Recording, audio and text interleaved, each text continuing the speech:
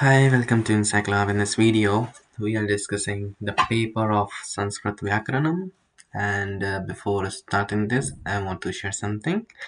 We are providing all type of answers in the PDF and the handwritten form. If you need this, contact us today so that we will provide all the answers accordingly. Here the question number, which is 90093688238, and question number 1, question number 2, and question number 3 all are about 40 to 60 words, and question number 4 to 5, which is 100 to 150 words, and question number 6, this is a project based question, and you need to write into according to the almost 250 to 400 words. So actually this is a project based question. You can write in up to 500 words, and